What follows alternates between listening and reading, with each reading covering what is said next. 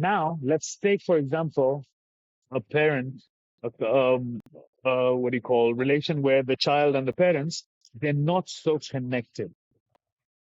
Now, the child, because he or she does not have that communication, they will naturally divert somewhere else to find that attention and communication.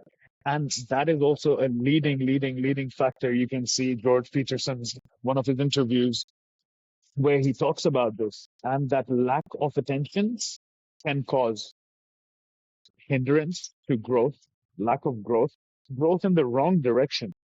And it's like links of a chain. Everything is sort of interlinked to the other. There's a I think, can't remember what the saying is, but it's about strict parents can create great liars. Because obviously we can inflict fear in our children if we lose it. If we lose it, but there's a downside. With them when they're There's a downside as well, right? Yeah, but like, it's like if you go like mad at your kid for doing something wrong, then they won't. They will do it again, but then they'll lie about it because they're so scared of you for how you handle things. So, and I know, like, my dad was really strict with me, so I was like, yeah, that kind of makes sense, you know. So now when my daughter does something wrong, because she does do things wrong, she's very sassy. I didn't realize how sassy I was until I had her. Anyway, so now if she does something wrong, there's a way to obviously parent. Don't get me wrong, I don't know everything, but I've learned things, and I don't want her to have this fear of not being able to tell me something if she's done something wrong, because then obviously she's going to lie, and I don't want her to lie to me. I mean, we all lie to our parents about something, and I can imagine when she gets older what she's going to lie about, and it scares me a little bit because obviously it can get you into trouble. I would love to add to this, right? So now this is where cultural differences matter so much. All right. Now, me and Rada coming from the Middle East and subcontinent, and you coming from England.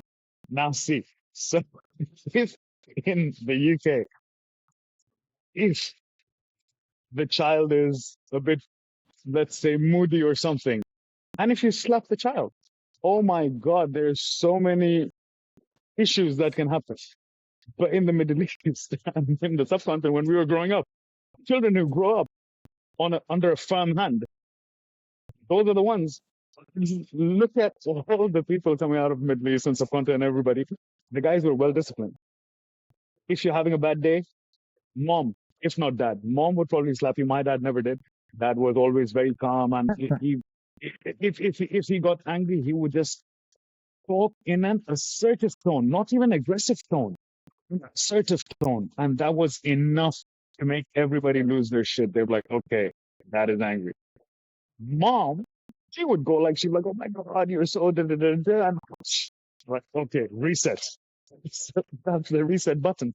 And it's acceptable in certain societies. I don't say that it should be acceptable. Well, what's right for somebody is wrong for somebody, and what's wrong for somebody is right for somebody. So you sort of accept those differences. In the Middle East, it's a joke, right? That how to fix any issues is the mother slipper. It fixes everything. However, even though saying it lightly right now and making a joke out of it, it has its downsides, like Jade highlighted, that if parents will be aggressive over every small thing, over non-important things, in their mind, they might be very important things, but they're not really issues, and you keep stressing the child out, they will grow up to be great liars. They will have passive aggression. Those children will have passive, and we see that in society. We see so many people who have passive aggression. Why is that? Because nobody ever heard them at home. If they tried to express themselves, they were not taken seriously. If they asked too many questions, they were asked to shut up. So that passive aggression sort of keeps building up. And then what's the cycle? That's how they treat their children and their children, until one guy in that generation breaks that cycle. It could be due to various reasons. He, he or she studies a lot, or he or she has exposure, or he or she has friends who are, sort of guiding in the right direction. I don't say that parents, obviously, you have to respect your parents because you're here because of them. So, let's give them some credit. And also, let's give them the benefit of the doubt that they are teaching us what they were taught. However, you as a human can try to understand. You don't necessarily need to agree with what your parents say all the time. And it's fine. They have their opinions and they have their thoughts and they have their, how can I say, experiences, and they speak out of their experience. Now, they can speak out of two things. They can speak out of a fearful experience that, oh, I'm angry and I'm telling you this because I see you destroying your life, blah, blah, blah. And, you should have the right circles of friends and you're under the influence. This could be coming from two things, either a fearful experience that they were scolded and everything, or they had bad experiences around them, or it could be coming from a fruitful experience that they managed to break out of that, or they saw people around them who broke out of that negative cycle. And they're like, and communication matters, tone, how I'm communicating, that matters a lot. A lot of the parents think they know how to communicate, but they don't. So in their mind, their intention is clear. Of course, they're looking out for their children. But when it's processed and it's coming out the wrong way. It's coming out aggressive. It's coming out violent. I can tell you the same thing in a very calm tone manner. And I can tell you the same thing in an aggressive manner, and that would make you retaliate. But the moment I would be, a bit more welcoming to you, you would be more accepting towards that issue and be more happy to address that issue.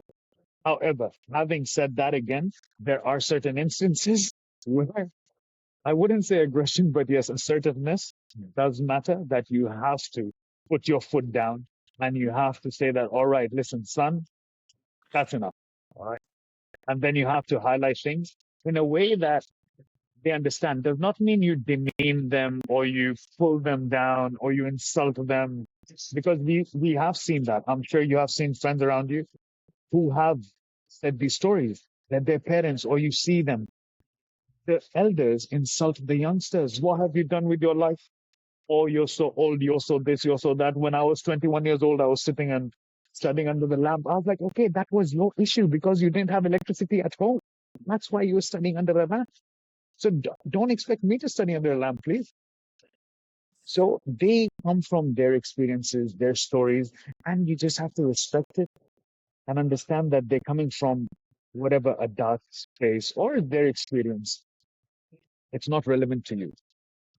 What is relevant is the discipline, mannerism of communication. These things are relevant.